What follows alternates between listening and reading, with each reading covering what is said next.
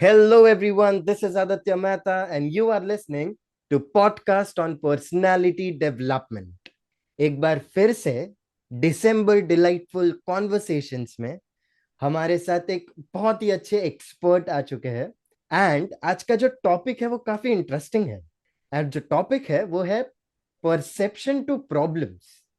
ये क्या होता है ना कि तकलीफ तो सबको ही होती है, प्रॉब्लम्स सब फेस करते हैं, चाहे वो अमीर हो या गरीब, चाहे वो सक्सेसफुल इंसान हो या फिर स्ट्रगलर हो, या फिर बड़े हो या छोटे हो, सबको कहीं ना कहीं प्रॉब्लम्स तो फेस होती है। पर लोगों के जो नजरिए होते हैं ये प्रॉब्लम्स की तरफ, ये तकलीफों की तरफ, वो डिफरेंट होते हैं, वो कुछ अलग होते हैं। आप देखोगे कि कुछ लोग बहुत शांत स्वभाव के होते हैं, गंभीर से गंभीर सिचुएशन में भी वो काफी रिलैक्स्ड होते हैं। और हालांकि कुछ लोगों को जब आप देखते हो, वो छोटी छोटी चीजों में एकदम टेंस्ड हो जाते हैं, हड़बड़ा जाते हैं। तो ये एक नजरिया है प्रॉब्लम को देखने का। तो चलिए जानते हैं कि ये प्रॉब्लम्स का परसेप्शन क्या होना चाहिए। What should be our perception to these problems जो हम हर रोज लाइफ में फेस करते हैं। और ये टॉपिक के ऊपर गाइड करने के लिए हमारे साथ जो एक्सपर्ट है वो है खुद youth preacher of ISKCON in Delhi. And आप लोग उनसे पहले भी मिल चुके हो, वो पहले भी ये पॉडकास्ट पे आ चुके हैं। एंड वो टॉपिक लेकर आए थे पिछली बार, that is practical life lessons from Bhagavad Gita. और आज वो ये टॉपिक लेके आए हैं, तो please allow me to welcome Deep Jaiswal. But before we start with this episode, शुरू करने से पहले मैं एक चीज आपको जरूर बोलना चाहूंगा कि आप डायरेक्टली ये शो के एक्सपर्ट्स को क्वेश्चंस पूछ सकते हो। कैसे? सिंपल है, आपको बस व्हाट्सएप की कम्युनिटी ज्वाइन करनी है इस पॉडकास्ट की। एंड जब आप वो करते हो तो आपको पहले से पता चल जाता है कि कौन गेस्ट आने वाले हैं, कौन एक्सपर्ट आने वाले हैं, कौन से टॉपिक के ऊपर हम बात करने वाले हैं। एंड आप अपने क्वेश्चंस वो कम्युनिटी में डाल सकते हो, और मैं आपको रिप्रेजेंट करते हुए वो क्वेश्चंस को पूछूंगा। तो ज्यादा देर मत कीजिए, लिंक डिस्क्रिप्शन में मौजूद है, आप उसको क्लिक करें और फटाफट से व्हाट्सएप कम्युनिटी में ज्वाइन हो जाइए।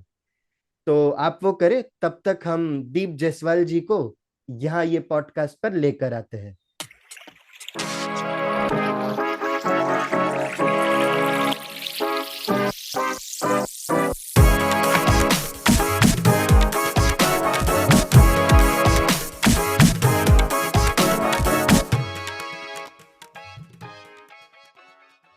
Hello and welcome back to today's episode.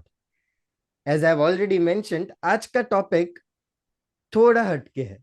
आज का टॉपिक हम सब रिलेट कर सकते हैं, चाहे वो इंजीनियर हो, डॉक्टर हो, अकाउंटेंट हो, कोई भी फील्ड ऑफ स्टडी से बिलोंग करते हो, ये चीज से वो डेफिनेटली रिलेट कर सकते हैं। तो चलिए बिना आपका वक्त जाया किए हम ये टॉपिक से शुरुआत करते हैं। एंड सबसे पहले स्वागत करते हैं दीप जायसवाल जी का। हेलो दीप जी, हरे कृष्णा, क्या हालचाल? हरे कृष्णा। आदित्य जी, आप कैसे? मैं बहुत अच्छा हूँ, थैंक यू, आपने मुझे फिर से इनवाइट किया। आई होप आज हम कुछ और अच्छा से डिस्कस कर पाएंगे। ऑफ कोर्स, और ये डेफिनेटली मेरा सौभाग्य है कि मैं आपसे फिर से बात कर पा रहा हूँ। आई नो आपका भी काफी बिजी शेड्यूल रहता है, बट आप जी। अपना टाइम निकाल के आए, उसके लिए very very thank you. And Deep ji, मुझे वैसे तो पता है कि सबको आपके बारे में ज्यादा पता है, बट फिर भी आप एक छोटा सा अपना इंट्रोडक्शन दे दे तो लोग जो हाँ। नए जुड़े हैं पॉडकास्ट से उनको थोड़ा रेफरेंस मिल जाएगा। जी जी जी। मेरा नाम दीप जायसवाल है। मैं इस्कॉन का एक यूथ प्रीचर हूँ, और मैं खुद भी यूथ ही हूँ। और मेरा प्रयास हमेशा इस्कॉन से जुड़ने का यही था कि मैं सोसाइटी में एक वैदिक एस्पेक्ट से जो प्रॉब्लम चल रही है उसका सोल्यूशन प्रोवाइड कर सकूं। मुझे भी जब मैं अपने कॉलेज डेज में था, मुझे कई ऐसे कॉन्सेप्ट भगवत गीता के, रामायण के और महाभारत और दूसरे ग्रंथों से पता चले, जिससे मैंने अपनी लाइफ के कई ऐसे प्रॉब्लम्स को रिजॉल्व किया। और जब मैं अपनी लाइफ में ठीक ठाक करने लगा और मुझे लगा कि मेरे पास इतना समय है कि मैं दूसरों की भी हेल्प कर सकता हूँ, तो मैं इस्कॉन में एज अ प्रीचर ज्वाइन किया। और अभी मैं अपनी एक रेगुलर जॉब भी करता हूँ, अपार्ट फ्रॉम दैट मैं हेल्प करता हूँ और इस्कॉन में सर्व करता हूँ यूथ प्रीचर, जहाँ पे हम बहुत सारे युवाओं से मिलते हैं, उनसे बात करते हैं, उनको भगवत गीता सिखाते हैं, द सेम टाइम उनके जो मटेरियल प्रॉब्लम है उनके भगवत गीता के स्पिरिचुअल सोल्यूशन देके उनको हेल्प करते हैं। प्रयास सोसाइटी में सिर्फ इतना ही है कि एक गुड चेंज लाना है, एक अच्छा अवेयरनेस क्रिएट करनी है ताकि लोगों की लाइफ बेटर हो सके, और उसी ओर हम भी चल रहे हैं बस।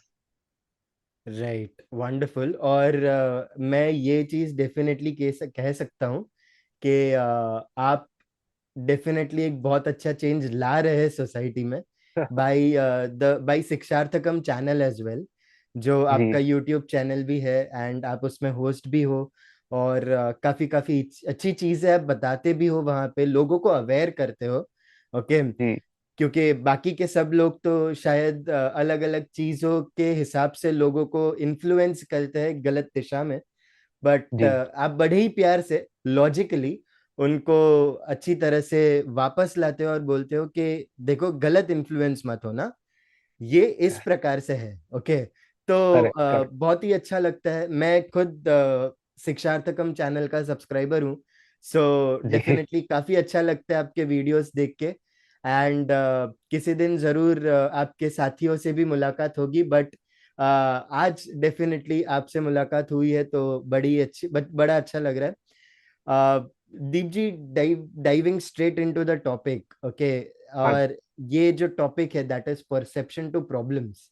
आपको क्या लगता है कि आज की सोसाइटी में जब भी हम लोग देखते हैं यंगस्टर्स को, तो कुछ लोग डिप्रेशन का शिकार भी हो रहे हैं, कुछ लोग एंजाइटी का शिकार भी हो रहे हैं, कुछ वही चीजों की वजह से वो ऐसे कुछ संग में चले जाते हैं जहाँ पे उनको गलत आदतें भी लग जाती है ताकि वो स्ट्रेस रिलीफ कर सके। तो आपका ये बारे में क्या मानना है? ओके। और अगर आप अपने इनिशियल थॉट्स दे सको ये टॉपिक के ऊपर, कि एक्चुअली प्रॉब्लम की तरफ नजरिया जो होना चाहिए वो क्या होना चाहिए?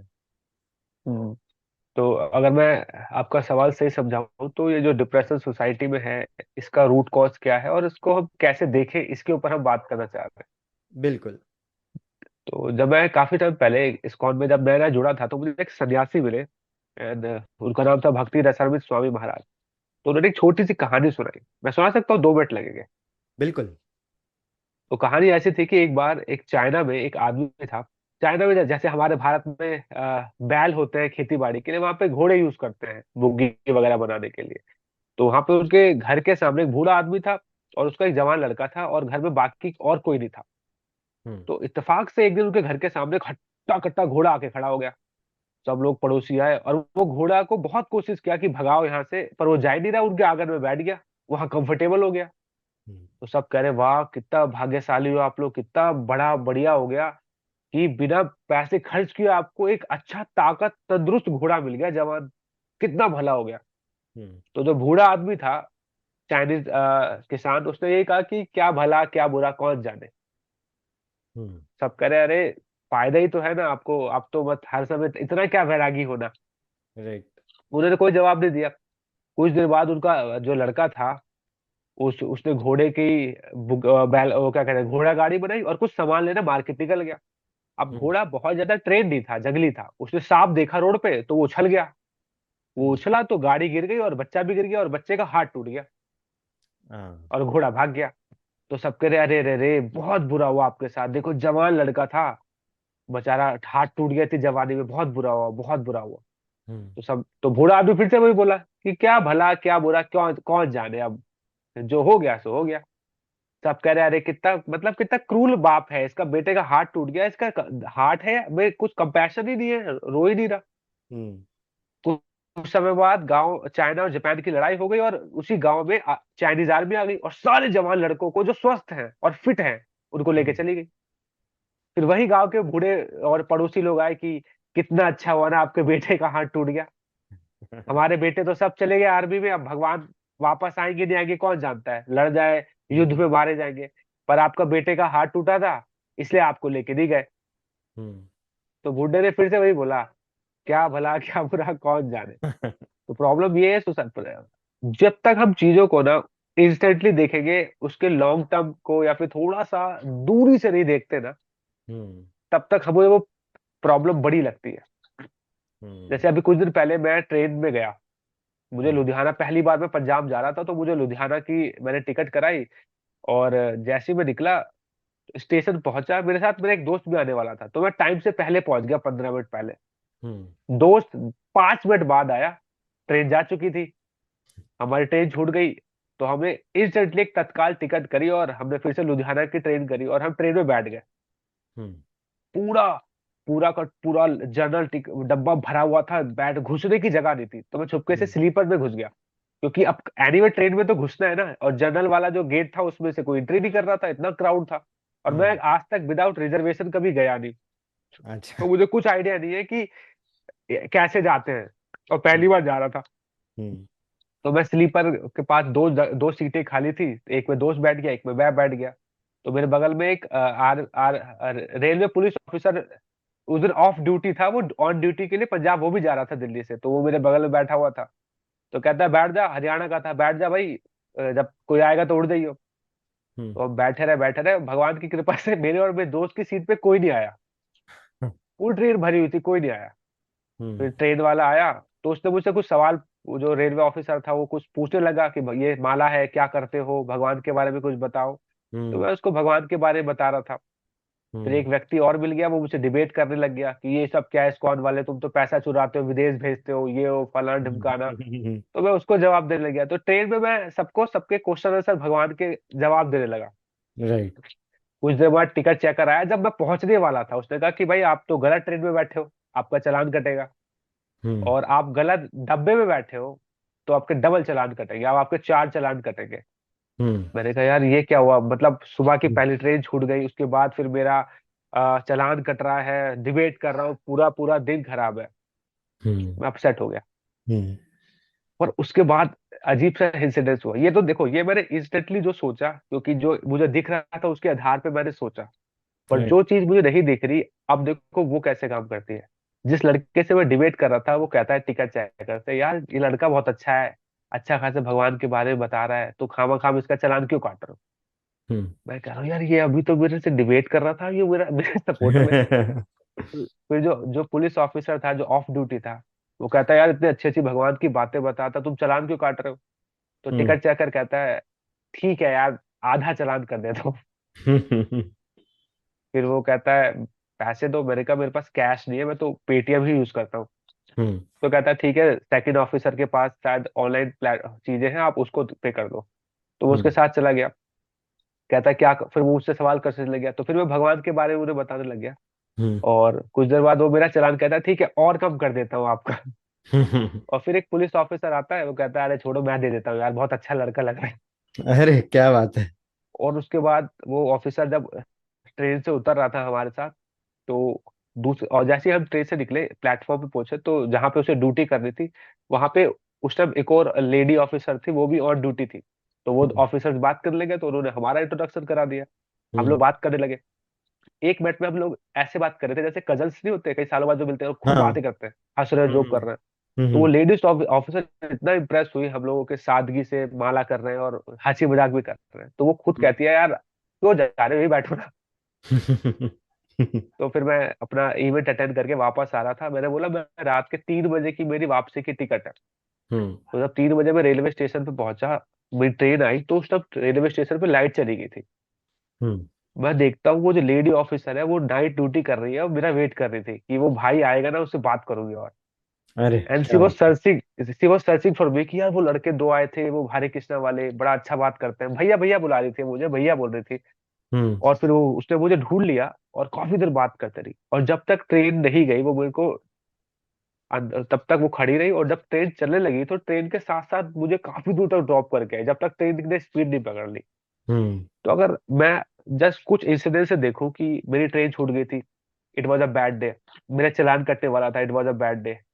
मेरे को मेरी जो सीट थी उस पर सीट ही नहीं मिली, मैं आधे रास्ते खड़ा रहा, फिर जैसे तैसे छुपके से बैठा, तो पूरे रास्ते डरते डरते गया। तो हम्म। अगर अगर मैं जस्ट थोड़ा सा डिस्टेंस से चीजों को एनालाइज करूं, तो it was a bad day यार, टिकट खराब, सब खराब है ना।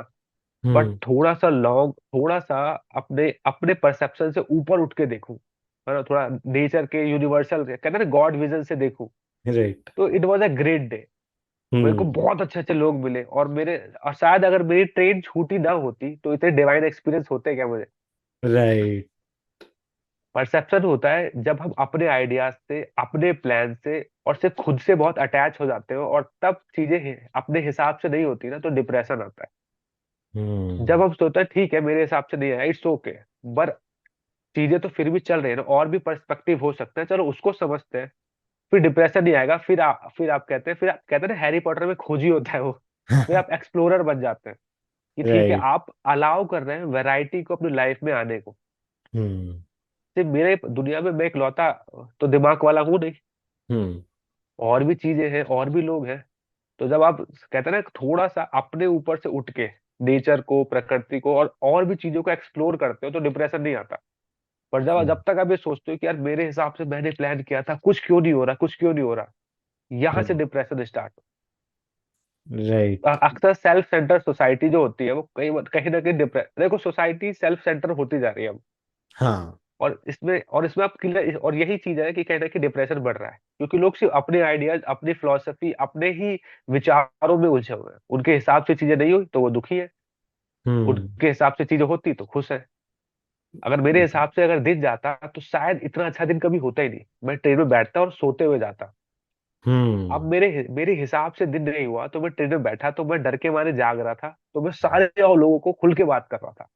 हम्म। और जो मुझसे डिबेट भी कर रहे थे, मैं तो सोच रहा था, मेरे को लग रहा था ना यार डिबेट कर रहा है कितना गंदा आदमी है। हम्म। बट एक्चुअली वो मुझसे डिबेट नहीं कर रहा था, वो बस मुझे जान रहा था। हो सकता है उसका नेचर ही ऐसा हो, इमेच्योर हम्म। तरीके से हम्म। जवाब देना।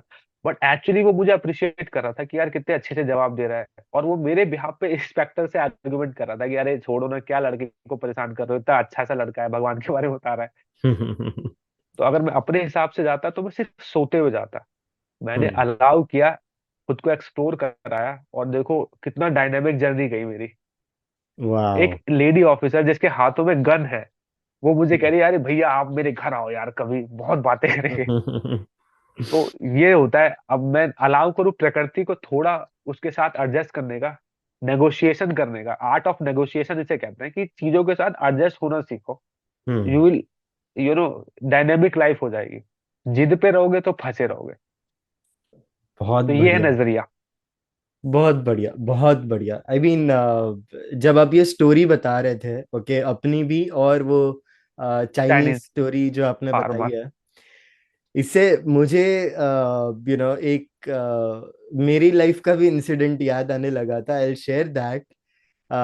मेरा भी कुछ ऐसा ही था कि मतलब जब भी मेरा एमसीए का लास्ट सेमेस्टर था, तो वो लास्ट सेमेस्टर में ऐसा होता है कि हमें इंटर्नशिप ढूंढनी पड़ती है। ओके। और कॉलेज में जो प्लेसमेंट्स आए थे इंटर्नशिप्स के लिए भी और जॉब्स के लिए भी, तो मुझे मिल नहीं रहे थे। मुझे कोई जगह पे इंटर्नशिप ही नहीं मिल रही है, मतलब सब जगह से मैं रिजेक्ट हो रहा हूँ। ऑल तो मुझे ओ। पता नहीं है कि मैं क्यों रिजेक्ट हो रहा हूँ, मतलब मैंने आंसर्स तो सब सही दिए थे, फिर भी हाँ। कुछ ना कुछ रीजन से आई एम गेटिंग रिजेक्टेड। एक जगह पे मुझे लग रहा था कि मेरा सिलेक्शन हो ही जाएगा, पर उसी वक्त पता चला था कि मेरे ऑफिस, मतलब जब भी मैं, जहाँ पे मैं पार्ट टाइम जॉब करता था, वहां पे एक इमरजेंसी आई है, तो मुझे वो इंटरव्यू छोड़ के वो इमरजेंसी को अटेंड करना पड़ा, और वो भी मेरे हाथ से मौका निकल गया था। आई एम लाइक यार, ये क्या हो रहा है मेरे साथ, मतलब पता नहीं चल रहा है मुझे। But one fine day what happened is कि मैं डायरेक्ट जॉब इंटरव्यू के लिए गया, okay, with from the reference of one of my friend. और मुझे इंटर्नशिप के लिए मैं तो गया था, ओके, बट उन्होंने बोला कि नहीं, तुम डायरेक्ट जॉब के लिए आ जाओ, यू हैव गुड एक्सपीरियंस, क्योंकि मैंने पहले भी काम किया हुआ था। तो उन्होंने बोला, मैं एक काम करता हूँ, आपको ऐसा है ना, मैं 4 महीने का आपको इंटर्नशिप लेटर दे दूंगा, but you can join directly on the job. Okay, आपको इंटर्नशिप करने की जरूरत ही नहीं है। एंड वो जॉब वाली सैलरी भी मिली। सो जहाँ पे मैं ऐसा सोच रहा था कि यार मुझे तो मिल ही नहीं रहा है जॉब, ओके, मुझे इंटर्नशिप नहीं मिल रही है, तो वहां पे जहाँ पे जो टॉपर्स थे मेरे क्लास के, मैं टॉपर था नहीं तभी, तो टॉपर्स थे मेरे क्लास के, उनका ऐसा हुआ कि वो इंटर्नशिप कर रहे, पर मैं डायरेक्टली जॉब पे हूँ, एंड काफी अच्छा चल रहा था मेरा। सो जब भी मैं ऐसा पलट के देखता हूँ अपने दिनों को, तो तभी मैं बहुत ऐसा एंग्शियस हो गया था, टेंशन आ गया था मुझे कि यार इंटर्नशिप नहीं मिल रही है, मतलब मैं मेरा कोर्स कैसे कंप्लीट होगा। बट बोलते हैं ना कि मतलब शायद भगवान का कुछ और ही प्लानिंग रहेगा मेरे लिए कि भाई तुझे तुझे इंटर्नशिप पे नहीं रखना है, तुझे डायरेक्टली जॉब पे रखना है। सो वो लॉन्ग पर्सपेक्टिव की जो आप बात कर रहे थे कि अगर आप फ्यूचरिस्टिक वे में देखोगे, अगर आप उसको एक्सप्लोर करोगे, तो डेफिनेटली आपको वो टेंशन नहीं आएगा, आप वो एंग्जाइटी को फील ही नहीं करोगे, बिकॉज आप एक लॉन्ग टर्म के हिसाब से देखते हो। Yes, wonderfully correct. से। हालांकि दीप जी, जब आपने वो चाइनीज स्टोरी बोली मुझे, ओके, तो वहां पे मुझे कहीं ना कहीं ऐसा लगा कि वो जो चाइनीज फादर था, ओके, जो चाइनीज बुजुर्ग था, वो किधर ना किधर वैराग्य को भी फॉलो कर रहा था। ओके, वो खुद करेक्ट। वैराग्य हो गया था। मतलब उसको सुख दुख, हैप्पीनेस सैडनेस, उससे इतना फर्क नहीं पड़ रहा था। Now correct. For a person, okay, जैसे मेरे और आप जैसे जो रेगुलरली जॉब पे जाते हैं, ओके, हम भगवान को तो हम डेफिनेटली फॉलो करते हैं, हम उनको पूछते भी है। पर साथ ही साथ ऐसा भी होता है कि हम लोग एक लौकिक दुनिया दुनिया में भी रह रहे हैं। ओके, हम्म। भगवान की दुनिया तो चलो अलौकिक है, तो हम लोग कुछ समय के लिए वो अलौकिक दुनिया में भी एक्सपीरियंस कर लेते हैं। पर ज्यादातर वक्त हम लौकिक दुनिया में रहते हैं, जहाँ पे हम रेगुलरली जॉब पे जाते हैं, हम अलग अलग लोगों से मिलते हैं, अलग अलग बातें करते हैं। कुछ लोग नेगेटिव बातें भी हमारे कान में डालकर जाते हैं, कुछ लोग पॉजिटिव चीजें भी हमें बता के जाते हैं। तो ऐसे टाइम पे, ओके, एंड यहाँ पे कैसा है ना कि बहुत बार एंजाइटी हमें खुद को नहीं होती है, पर क्योंकि कोई और एंजाइटी हमारे दिमाग में भर के जाता है, और उसके बाद हमारी एंजाइटी चालू होती है, राइट। करेक्ट। क्योंकि मतलब अब तक तो हमें कुछ भी नहीं था, हमको ऐसा था कि अरे ठीक है, कोई बात नहीं, हो जाएगा। फिर किसी और ने आके ऐसा बोला, अरे ये नहीं हुआ ना तो ऐसा हो जाएगा, एंड फिर हमारा टेंशन वहीं से शुरू हो गया, राइट। करेक्ट। करेक्ट। तो ऐसे ही सब जो हम लोग ये लौकिक दुनिया में रहते हैं, वहां पे अगर हमको चाहे वैराग्य ना सही, पर हम लोग को अगर ये फ्यूचरिस्टिक थिंकिंग अगर हमको अपनाना है, हमको ये सब चीजें एक्सप्लोर करनी है, living in the real world, तो हम्म। यू you नो know, उसके ऊपर अगर आप कुछ बताना चाहे हमें, उसके ऊपर अगर अगर आप कुछ टिप्स दे सके हमें। देखो, इसमें मतलब तीन क्वेश्चंस आपने पूछे। एक तो जो चाइनीज मॉन्क था, साधु, सॉरी, चाइनीज बाबा, तो वो तो वैराग्य वाले स्टेज पे था। तो क्या वो हमारे लिए प्रैक्टिकल है रिलेट कर पाना? हम्म। दूसरा था कि हमारे लाइफ में कोई प्रॉब्लम नहीं है, पर जो सामने वाले दे रहे हैं एक्चुअली वहां से आ रहा है। और तीसरा क्वेश्चन अगर किया जाए तो वो आपको ये था कि अ, अब हम इस चीज को कैसे टैकल करें। राइट। तो देखो, अगर चाइनीज वाले एस्पेक्ट को देखा जाए, अगर वो ऐसा नहीं है, वो हमें ऐसे रिलेट नहीं करता, वो एक्चुअली हर व्यक्ति अगर उस फिलॉसफी को प्रैक्टिस नहीं कर रहा, वो खुश नहीं रह सकता। हम्म। आप दुखी हो क्योंकि आपने अपनी खुशियों की चीजों को लिमिट किया हुआ है ना। The hmm. मोमेंट आपको रियलाइज हुआ कि एक्चुअली सुख और दुख के ऊपर की भी चीजें हैं। हमें हम्म। क्या लगता है कि वन डी है, one dimension, two dimension, three dimension, that's all. और हम्म। एज पर साइंस भी 64 डायमेंशन एग्जिस्ट करती हैं। तो राइट। डायमेंशन, लिमिटेशन तो आपके साथ है ना, कि आपने अपनी खुशियों की बाउंड्रीज को बहुत लिमिट किया हुआ है। तो वो चाइनीज आदमी है, देखा जाए, उसने खुशियों को एक्चुअली सुख दुख के ऊपर कर दिया। पता है, सुख दुख के ऊपर एक और चीज होती है, कर्म। हम्म। अब देखो, आपके घर में प्रॉब्लम है, आप ऑफिस जा रहे हो, काम कर रहे हो। आपके घर में बहुत अच्छा दिन है, घर में शादी है, फिर भी ऑफिस जा रहे हो, काम कर रहे हो। तो सुख और दुख के ऊपर भी कर्म एग्जिस्ट करता है। अगर आप अपना कर्म भी अच्छे से कर रहे हो, तो सेंस ऑफ सेटिस्फेक्शन आपके दिमाग में हमेशा रहेगा, यार अपना काम तो सही चल रहा है ना। ठीक है हम्म। यार, कुछ बुरा हुआ बट काम सही चल रहा है, हम्म। काम तो आगे बढ़ रहा है। तो तो हम लोग ना सेंसुअल प्लेजर को ही सेटिस्फेक्शन और क्या कहते हैं, दुख में जोड़ देते हैं। वो हम्म। चाइनीज बाबा था, या जो वैराग्य लोग होते हैं, वो सुख और दुख के ऊपर की डायमेंशंस को भी एक्सप्लोर करते हैं। हम्म। हमें लगता है एक्सप्लोर का मतलब होता है मुंबई घुमाओ, हम्म। चलो गोवा के बीच घुमाओ, हिमालयस घूम के आओ, जो कि आजकल व्लॉगर्स कर रहे हैं। राइट। ये तो सबसे शैलो एक्सप्लोर है। हम्म। और एक्सप्लोर तो विद इन सेल्फ भी होता है, माइंड के साथ भी एक्सप्लोर होता है, इंटेलिजेंस के साथ एक्सप्लोर होता है, इमोशंस के साथ एक्सप्लोर होता है, रिलेशनशिप्स के साथ एक्सप्लोर होता है।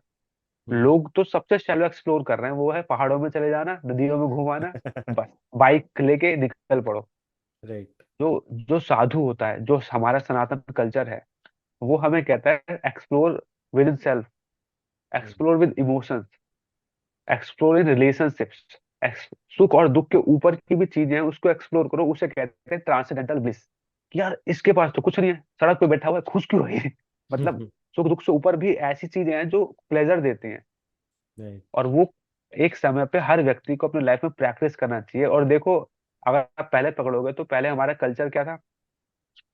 ब्रह्मचर्य, गृहस्था, वानप्रस्थ, संन्यास। वानप्रस्थ क्या था? कि ठीक है, आपने अपने अपने रेगुलर लाइफ जी ली, अब आप रिटायरमेंट लो। रिटायरमेंट को इंग्लिश में, हिंदी में वानप्रस्थ बोलते हैं। तो अब रिटायरमेंट के बाद गो एंड एक्सप्लोर। अब हैप्पीनेस के दायरे को ऊपर करो, अब मेरा बच्चा, मेरी नाती पोतों में मत फंसो। तो राइट। इसलिए हम लोग जब कहते हैं ना कि पर वो तो उस लेवल पे आ गए ना, अब हम क्या करें? तो हम्म। हमने पहले अपने आप को लिमिट कर दिया राइट। कि भाई मैं, मेरे को तो खुशी सिर्फ इन चार पांच चीजों में चाहिए, अब बताओ क्या करना हम्म। है ना? हमने लिमिट कर दिया। राइट। तो ठीक है, कोई बात नहीं। अब यहाँ पे हम सेकंड क्वेश्चन को आपको आंसर करते हैं कि अगर इसी के साथ जीना है तो क्या करें? हम्म। तो उसके साथ आप नॉलेज लो।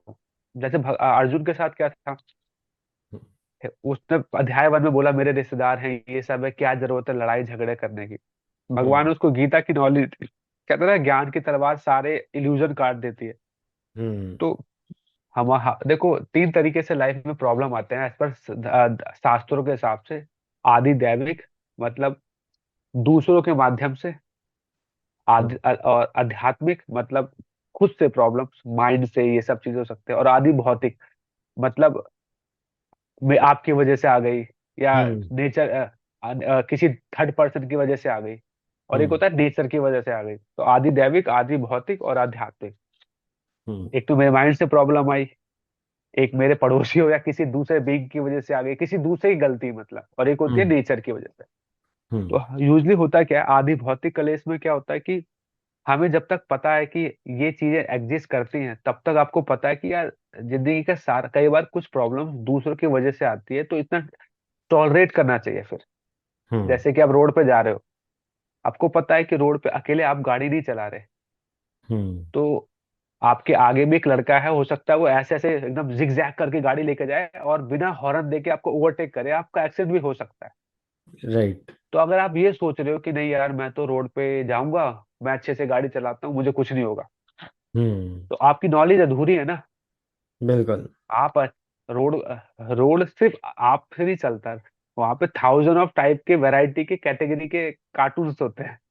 तो अगर बिल्कुल। आप ये कॉन्शियस होके जाओगे कि देखो जब मैं रोड पे निकलूंगा तो कोई भी कहीं से भी आ सकता है, तो मुझे अपना कंट्रोल रखना है, अपना काम अच्छे से करना है, और अवेयर रहना है। तो हम्म। पॉसिबिलिटी ऑफ एक्सीडेंट एक्सीडेंट आपका कम होगा, क्योंकि आपके नजरें इधर उधर भी है, कॉन्शियस हो आप। हम्म। आप सिर्फ ये सोच रहे हो कि सिर्फ मैं अकेले ही घूम रहा, मुझे क्या टेंशन।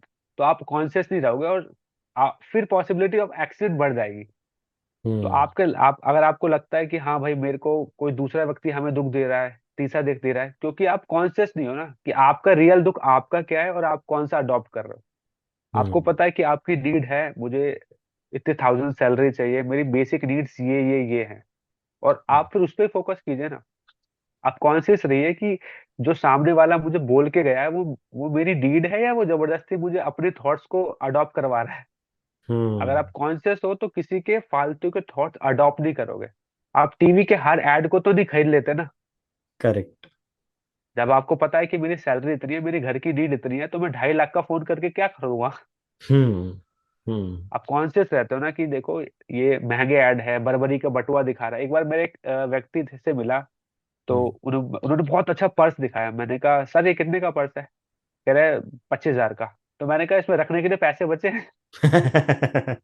कह रहे हाँ हाँ, ऐसा कुछ नहीं है। मैंने कहा मतलब 25,000 का बटुआ, वो भी छोटा सा लेके रख रहे हो? कह रहे बर्बरी का है, ये है वो है। वो ले सकते हैं। अगर मैं भी घर वालों से जिद करूँ कि अब मुझे भी बर्बरी का बटुआ चाहिए, बटुआ हम्म। ले लूंगा, फिर उसमें पैसे रखने के लिए मेरे पास पैसे नहीं बचेंगे। तो ट्रू। अगर आप कॉन्शियस रहते हैं, हम्म। सेल्फ अवेयर रहते हैं, मैच्योर जैसे मेरी भाषा में, तो हम्म। आप दूसरों के थॉट्स को अपने ऊपर प्रभावित नहीं होगे। हम्म। अर्जुन के साथ दिक्कत क्या है कि वो सोसाइटी के थॉट से प्रभावित था। कि अरे अगर तू अपने सारे रिश्तेदार को मार देगा, ऑल वो रिश्तेदार गलत है, पर लोग हम्म। कहेंगे कि अरे अपना खूनी है तू, अपनी अपनी घर की औरतों को विधवा करने वाला है तू, अपने सारा खानदान मारने वाला वो पापी है तू। तो सोसाइटी के थॉट्स, वो सही गलत सोच ही नहीं रहा था कि धर्म क्या हम्म। है, बस वो ये सोचा था कि लोग क्या बोलेंगे, मतलब दूसरों के थॉट्स को हावी कर रहा था। तो राइट। भगवान ने गीता की नॉलेज से क्या किया, उसके जितने भी अडॉप्टेड थॉट थे पहले वो काटे, और जो सही थॉट थे क्या सही है वो डाले। हम्म। तो जो सोसाइटी से दुख लेके बैठा हुआ था, उन्होंने सोसाइटी से कुछ समय के लिए उनको काट दिया और सही नॉलेज दी कि आप सोसाइटी को देखो।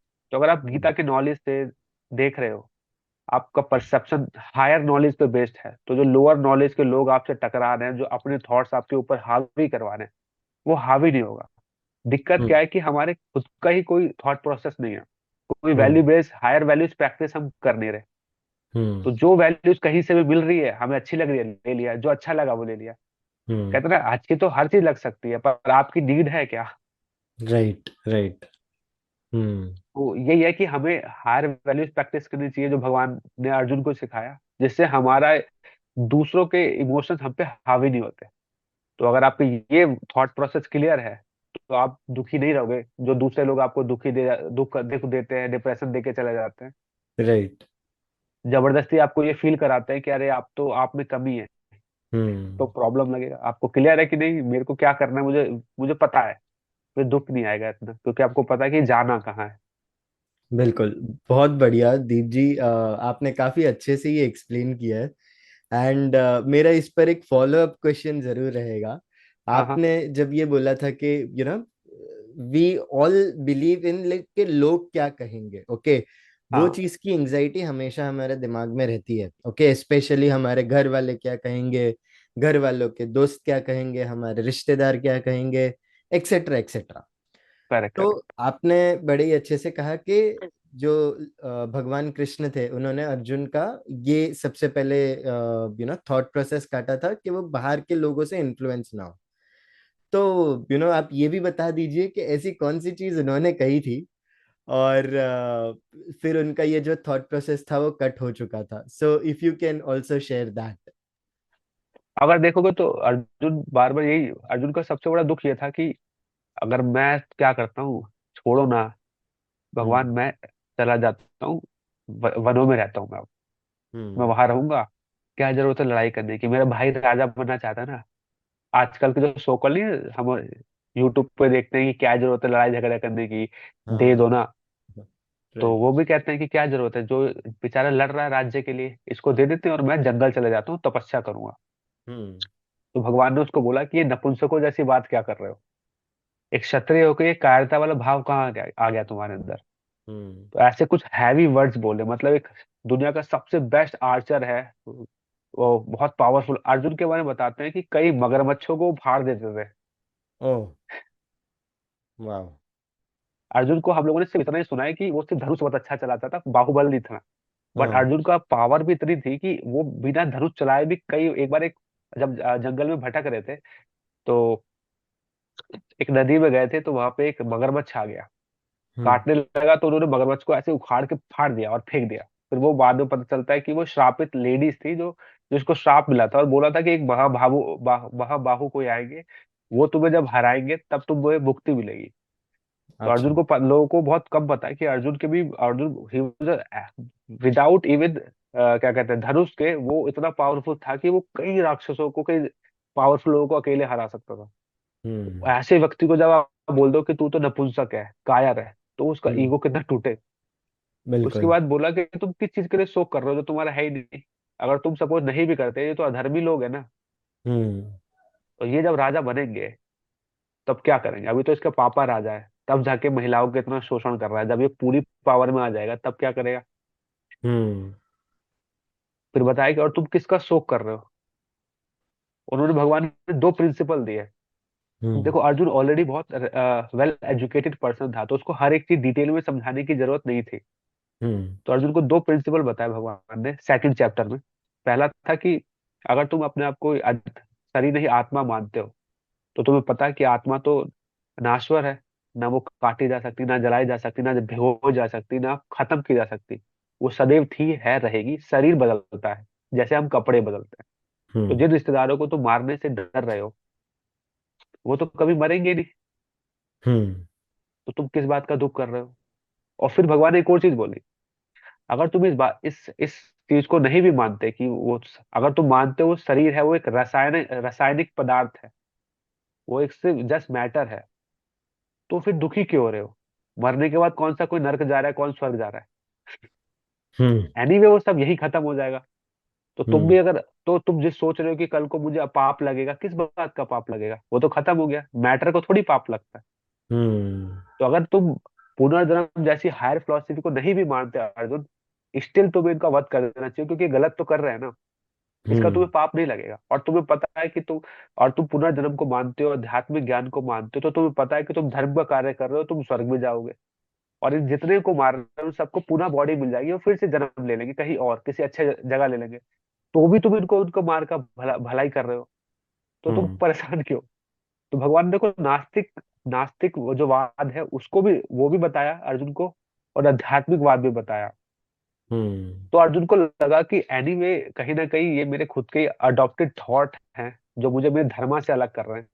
मैं क्षत्रिय होने, मैंने पूरी जिंदगी इसी चीज की ट्रेनिंग करी थी कि एक युद्ध होगा, धर्म के लिए मैं लड़ूंगा, और आज जब सामने मौका मिला तो मैं घबरा रहा हूँ, क्योंकि मैंने हम्म। इधर उधर से इतने लोगों के विचार अडॉप्ट कर लिए हैं कि अब मेरे अंदर कॉन्फिडेंस ही नहीं रहा। ये राइट। होता है कि जब अपने लक्ष्य से आप 36 लोगों के विचारों को लेते चलते हो, आप हम्म। अपने जो क्यों स्टार्ट किया था आपने वही भूल जाते हो। तो भगवान ने उनके वो सारे जो अडॉप्टेड थॉट थे वो हटाए, और जो एग्जैक्ट हायर फिलोसफी थी, धर्म क्या है और एक क्षत्रिय के क्या काम होना चाहिए, जो वो नहीं कर रहा है, बस एग्जैक्टली वही बताया। एक कहते हैं एक फोकस। हम्म। और जैसे ही अर्जुन को वापस उसके फालतू के थॉट्स हटे, और उसका थॉट याद आया कि वो क्यों ये करना चाह रहा था, उसका कॉन्फिडेंस लो वापस आ गया। And rest is history. Wonderful. Thank you so much Deep ji ये बताने के लिए। आई मीन कुछ समय से तो मेरे अंतःकरण में भी एक युद्ध चल रहा था, बट ये डेफिनेटली ये चीज सुनने के बाद I feel I am very light hearted now. तो मैं डेफिनेटली अपने माइंड में काफी क्लियर हो गया कि मुझे क्या करना है ये चीजें सुन करेक्ट। के। तो definitely I am sure Arjun तो जो भक्त ही थे भगवान के, उनको यस। डेफिनेटली काफी कॉन्फिडेंस बूस्ट मिला रहेगा। And hmm. The way you explained it I feel that's just amazing. आपने जिस प्रकार से इसको समझाया है, और आपने खुद जो समझा है ये चैप्टर्स है, तो वो काफी अमेजिंग है। एंड आई फील जी। लोगों को ये समझना भी काफी इम्पोर्टेंट है कि भगवान जो कराते हैं आपसे वो आपको करना है। ओके, हम्म। मतलब उसमें फिर कोई दो राहें नहीं होनी चाहिए। और करेक्ट। एक चीज और इसमें जो मुझे पता चल रही है, आई फील आप भी अगर बताइएगा इसके ऊपर कुछ थॉट्स होंगे तो, कि इसमें बस दूसरी चीज ऐसे पता चलती है कि कहीं ना कहीं हमारी जो कुछ लोग नेचर को और यूनिवर्स को मानते हैं और कुछ लोग भगवान को मानते हैं। तो कहीं ना कहीं मुझे लगता है कि हमारी निष्ठा भी कहीं ना कहीं फीकी पड़ जाती है, क्योंकि बिकॉज हम टेंशन ले रहे हैं। ओके, मतलब हमें भगवान पे भरोसा नहीं है। हमें बस ऐसा है कि हम अपने बल का उपयोग करें और कैसे इस सिचुएशन से निकले। ओके, बट जैसे अर्जुन के लिए भगवान कृष्ण थे, वैसे ही हमारे लिए भगवान किसी ना किसी को तो भेज देते हैं, और हमारे हिंदू कल्चर में तो ऐसा है कि भगवान खुद ही आ जाते हैं। राइट। करेक्ट। करेक्ट। तो काफी बढ़िया आपने समझाया ये चीज, और डेफिनेटली मेरे माइंड के तो काफी सारे जो परसेप्शंस थे वो फिलहाल चेंज हो चुके हैं। And I am pretty sure जो ऑडियंस है उनको काफी अच्छी तरीके से नॉलेज मिला रहेगा, इंसाइट्स मिले रहेंगे कि हमारा परसेप्शन प्रॉब्लम की तरफ क्या होना चाहिए। Any I mean this is just amazing, so thank you so much Deep ji के आपने इतनी सारी चीजें शेयर की है। ओके, मैं दर्शकों को बस इतना बता दूं कि it has already been 35 minutes, पर अभी तक हमें ये पता नहीं चला है कि ये 35 मिनट्स हो चुके हैं। ओके। हाँ हाँ, मुझे भी नहीं पता चला। तो बड़े ही अच्छी तरह से ये चीज चल रही है। तो विनोद दीप जी, पर मेरा एक आखिरी सवाल रहेगा यहाँ पे। ओके, हाँ हाँ। जैसे मैंने ये निष्ठा की बातें की है, ओके, तो आपके ऊपर उसका क्या विचार है? ओके, और अगर आप अग्री करते हो ये चीज के ऊपर, तो आप ये भी बताएं कि अगर कोई पर्सन को ये निष्ठा डेवलप करनी है, ओके, ये निष्ठा के ऊपर काम करना और खुद की निष्ठा जो है वो पक्की करनी है, तो वो क्या कर सकता है? जैसे हमारे इस्कॉन में, हमारे और इवन जो भक्ति शास्त्र भी है, जो भक्ति है जो अपने आप पे, वो भी 9 लेवल पे एग्जिस्ट करती है। सबसे पहले श्रद्धा होती है, उसके बाद आता है साधु संग, फिर भजन क्रिया, फिर अनर्थ निवृत्ति, उसके बाद फिर आता है रुचि, निष्ठा, प्रेम भाव, ऐसे कर करके लेवल्स होते हैं। मतलब भक्ति में भी इमोशंस के भी डेवलप होने के लेवल्स होते हैं। तो हम्म। सबसे ऊपर होता है सिर्फ श्रद्धा, मतलब फेथ होना चाहिए। राइट। अगर फेथ को डेवलप करना, निष्ठा लानी है, तो उससे पहले आपके अंदर सिर्फ फेथ तो होना चाहिए कि हाँ हम्म। यार भगवान होते हैं, बस इतना भी इच्छा है कि हाँ कोई है। फिर किसी ऑर्गेनाइजेशन जुड़ के, मतलब साधु संग करके नॉलेज लो, हम्म। जो जो खुद भक्ति प्रैक्टिस कर रहे हैं, उनके साथ रहोगे तो आपको मतलब जाहिर सी बात है, आपको इंजीनियर बनना है तो आप इंजीनियर के अराउंड रहो ना, डॉक्टर के बीच में मत रहो। ऑफ तो कोर्स। जो भक्ति प्रैक्टिस कर उसके उनके अराउंड रहो, उनके साथ प्रैक्टिस करो, मतलब भजन क्रिया जिसे प्रैक्टिस कहते हैं। हम्म। जब आप भजन क्रिया करते हो तो आपको नॉलेज मिलती है, आपके जितने भी डाउट्स हैं वो ग्रेजुअली खत्म होने लगते हैं। और हम्म। फिर प्रैक्टिस करके आपके अंदर एक्सपीरियंस के बेसिस पे रियलाइजेशन आने लगते हैं। हम्म। फिर यहाँ से धीरे धीरे डेवलप करते हैं, 5-10 साल देते हैं, तब जाके निष्ठा डेवलप होती है। मतलब बिना टूटने वाला कन्विक्शन, हम्म। या वो कन्विक्शन नहीं टूटेगा। हम्म। देखो, और वो कन्विक्शन कैसा होता है कि जिस लड्डू गोपाल जी को मैं दूध पिला रही हूँ, जिसके साथ मैं रील बना रही हूँ, जिसको मैं बड़ा प्यारा प्यारा बोल रही हूँ, यही प्रलय भी लेकर आएंगे एक दिन, और तुम्हें, और एक दिन पहाड़ से पहाड़ गिरेगा और भू जगह जगह सुनामी आएगी। तो हम्म। जिसको मैं दूध पिला रही हूँ, कल को ये सुनामी सुनामी भी लेके आएगा, फिर भी मुझे प्यारा है। इस लेवल का कि हाँ भैया, मैं जिनके साथ, जिनके दर्शन करने वृंदावन जा रही हूँ, पहाड़ों में घूम रही हूँ, जिनके दर्शन करने, क्या पता वही पहाड़ से चट्टाने गिरे और लाखों लोग मर जाएं, हम्म। फिर भी मेरा फेथ नहीं टूटेगा। हम्म। क्योंकि मैं इस बार शारीरिक या सिर्फ जो दिख रहा उसके आधार पे चीजें नहीं देख रही, बल्कि मैं समझने का कोशिश कर रही हूँ कि भगवान का क्या प्लान है। राइट। अभी देखो, कोविड आया था ना, कितने हम्म। लोग मरे, पर नेचर कितना हील हो गया था। राइट। उसकी वजह से एयर कितनी प्योर हो गई थी। कई जो जानवर कई सालों से समुद्र के किनारे नहीं आ पा रहे थे, ह्यूमंस के डर की वजह से, वो जानवर वापस समुद्र के किनारे आके अंडे देके गए। डॉल्फिन कई सालों से जुहू बीच पे नजर नहीं आई, पर इस साल नजर आती है कोविड में। हम्म। तो कई बार भगवान के जो प्लान्स होते हैं वो सिर्फ ह्यूमन तक सीमित नहीं होते। वो ह्यूमंस के प्लान ह्यूमंस तक लिमिटेड होते हैं, बट जब गॉड के एस्पेक्ट से देखा हो तो पेड़ पौधे, जीव जंतु, प्रकृति, प्लैनेट्स, वो सब कंसीडर करते हैं।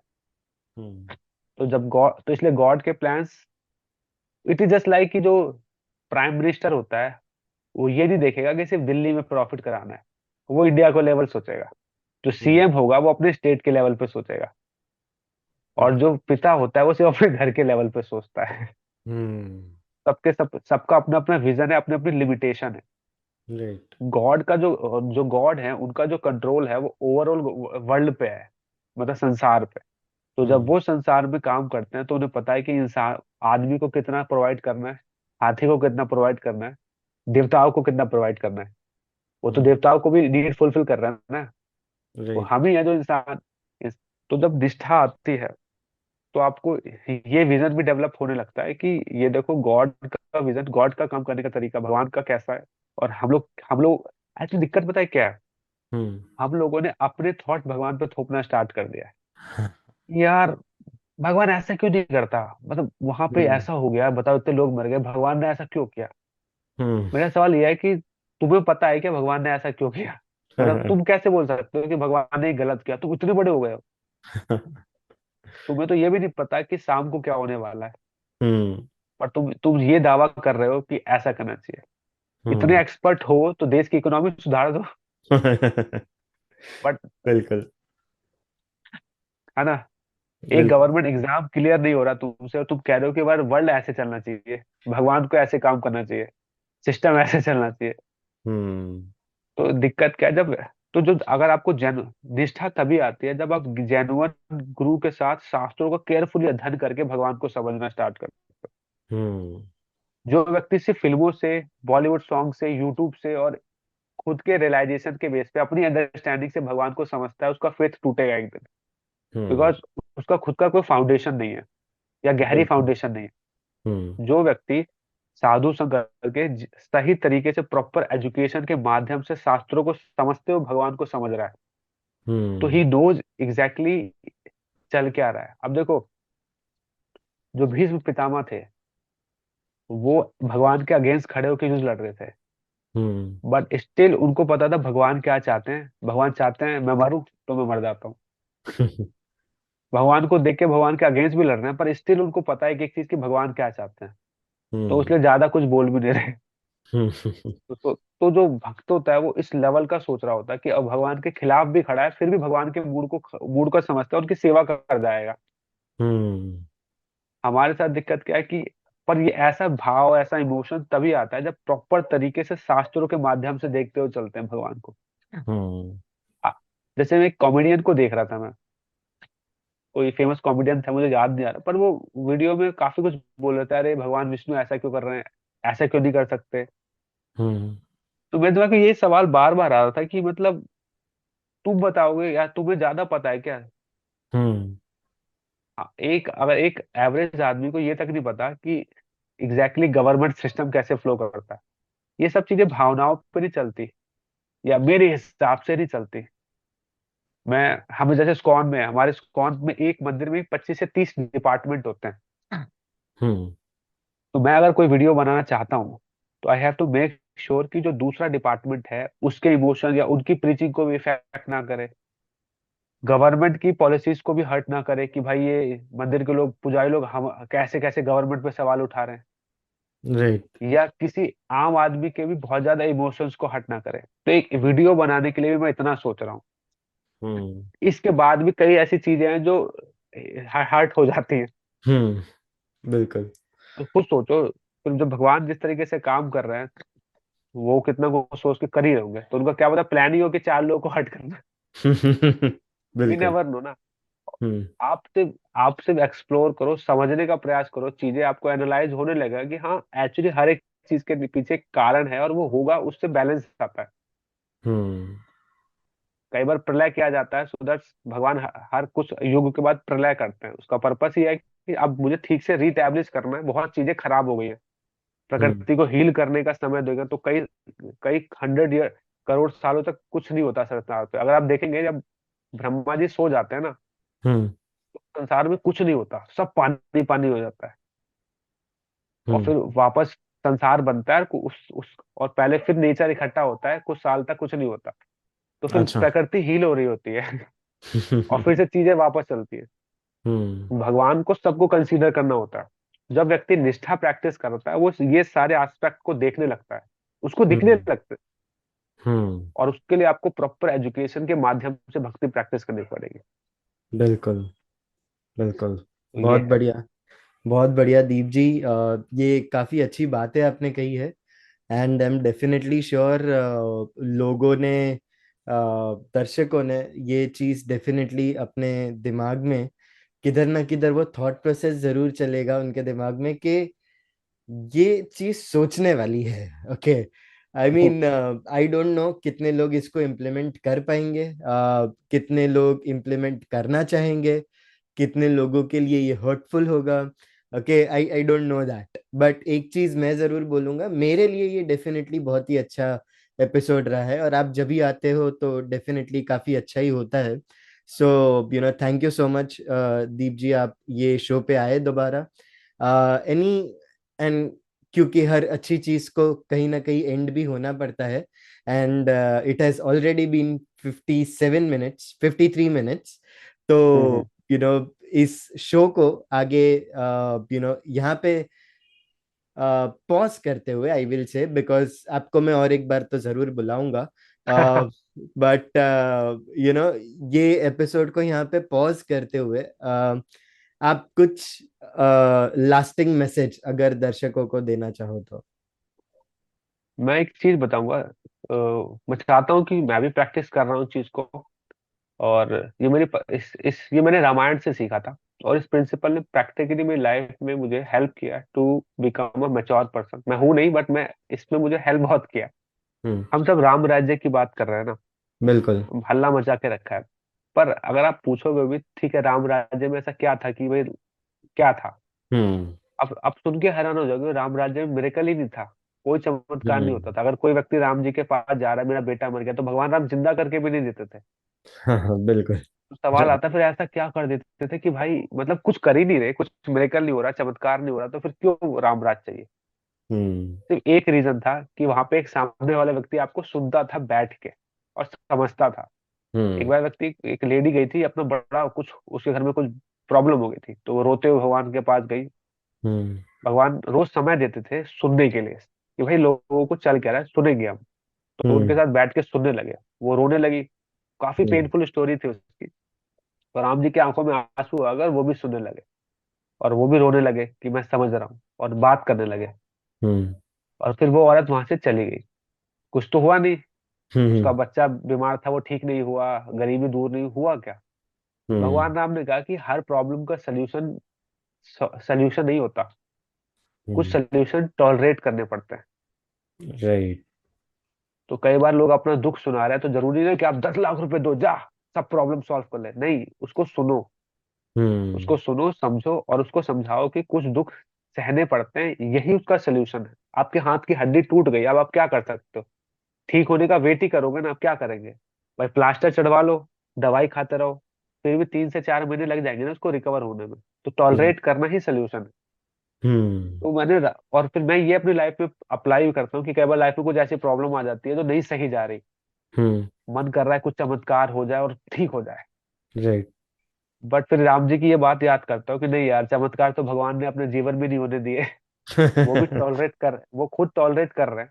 तो मुझे बिल्कुल। भी करना चाहिए। और इससे क्या हुआ कि समय के साथ पेशेंस डेवलप हुआ। हम्म। जो कभी बड़ी जल्दी फ्रस्ट्रेट हो जाता था कि यार क्या चल रहा है दुनिया में, अब ऐसा लगता है कि ठीक है, हम्म। थोड़ा रुकते हैं। बिल्कुल। इसने जीवन में ठहराव लेकर आया। और अब लोगों से बात करता हूँ, सुनता हूँ, तो मैंने फील किया है कि लोग जिस तरीके से, मैंने खुद आपको बताया ना कि ट्रेन में क्या हुआ था। राइट। सुना ही तो था। यही हम्म। प्रिंसिपल यूज किया और पूरी ट्रेन मेरी फ्रेंड बन गई। हम्म। तो मैं ये लोगों को बोलता हूँ कि राम राज्य क्या था पढ़ोगे ना, तो आपको राम जी से ज्यादा प्यार हो जाएगा। और फिर आप, और जो जो टीचिंग्स, बिना कुछ नहीं है रामायण में, ऐसा नहीं है कि हवा में उड़ना सिखा देंगे आपको। आपको बिल्कुल। कैसे हो कैसा होना चाहिए इंसान को, वो बना देंगे। और आपको इतना प्यार आने लगेगा ना दुनिया पे कि आपको हर जगह राम जी दिखने लगेंगे। तो ये बिल्कुल। चीज मैंने रामायण से सीखी थी, और मैं चाहता हूँ कि लोग भी फॉलो करें। बहुत अच्छी सीख है ये। हर प्रॉब्लम को इमीडिएट सोल्यूशन पे मत भागो, टॉलरेट करो, बहुत अच्छा लगेगा। बिल्कुल। धन्यवाद दीप जी। ये काफी अच्छी बात थी। एंड मैं खुद रामायण मैंने पढ़ी है, तो डेफिनेटली मैंने भी बहुत सारी चीजें सीखी है। एंड इनफैक्ट दर्शकों, मैं आपसे बोलना चाहूंगा, राम राज्य में ऐसी क्या खास बातें थी, उसके ऊपर मैंने जरूर एक एपिसोड बनाया है। सो आप जाकर सुनिए। एंड आपको पता चलेगा कि एक्चुअली वहां पे कोई चमत्कार नहीं थे। ओके। पर यस। वो राम राज्य में ऐसी क्या खास बात थी, राम जी में ऐसी क्या खास बात थी, जिनसे लोग उनसे इतने प्रभावित भी थे और उनको प्यार भी करते थे। तो करेक्ट। डेफिनेटली वो एपिसोड जरूर सुनना। मैं लिंक डिस्क्रिप्शन में मेंशन करूंगा। हालांकि ये कोई एडवर्टाइजमेंट नहीं है, दीप जी ने कहा इसलिए मैं बस डिस्क्रिप्शन में लिख रहा हूँ। बाकी आपकी मर्जी। हालांकि thank you Deep ji for coming on this show. बहुत बहुत आपका धन्यवाद। दर्शकों, आपके लिए भी बहुत thank you for listening to this entire episode. और अगर आपको लगता है कि इस एपिसोड से और इस पॉडकास्ट से आपकी लाइफ में वैल्यू ऐड हो रही है, तो प्लीज उसको अपने तक सीमित ना रखिए। जैसे दीप जी ने कहा कि एक्सप्लोर करना सीखिए, तो ये चीजों को शेयर करना भी सीखिए। And I am definitely sure आपको बड़ी खुशी होगी, क्योंकि लोग आपकी वजह से अपनी लाइफ में वैल्यू ऐड कर पा रहे हैं। So make sure to share it with your loved ones. With that being said, this is Aditya Mehta along with Deep Jaiswal signing off from this episode. See you in the next one. Till then, peace out.